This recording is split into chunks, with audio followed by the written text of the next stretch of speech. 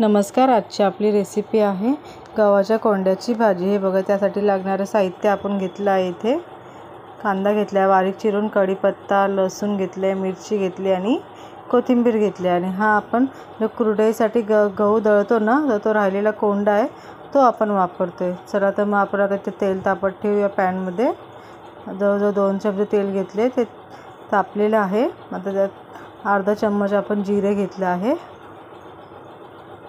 जिरे तडतडल्यावर थोडेसे मोहरे टाकणार आहोत आपण। याच्यात थोडं तडतडायची वाट बघायची आपण। कढीपत्ता टाकायचा, त्याच्यात मिरची, लसूण, थोडंसं लसूण लाल झाला का मग आपण मिरची टाकणार आहोत। थोडंसं भाजून द्यायचं। आणि अजून पण तुम्ही माझ्या चॅनलला सबस्क्राईब नसेल केलं, लाईक नसेल केलं तर प्लीज नक्की करा, त्यामुळे मला मोटिवेशन भेटतं।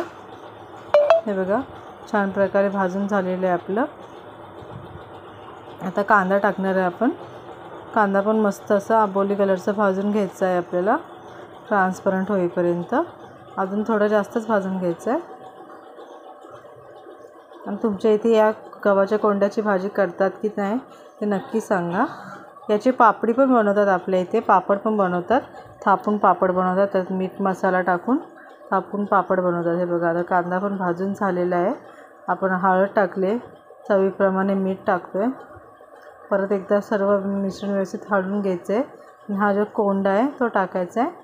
आणि हा कोंडा एकदम म्हणजे ही भाजी अशी खरपूस अशी कडक होईपर्यंत आपल्याला हिला शिजवून घ्यायची आहे मस्त। म्हणजे तोपर्यंत आपल्याला वाफवून द्यायची आहे। खूपच छान अशी क्रिस्पी लागते ही भाजी।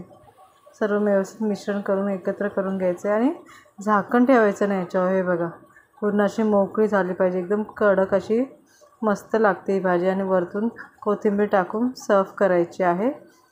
तुम्हाला जर ही व्हिडिओ आवडला असेल तर प्लीज एकदा नक्की ट्राय करून बघा।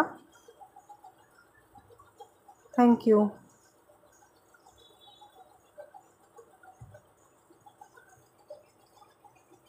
आणि चॅनलला लाईक, शेअर, सबस्क्राईब नक्की करा।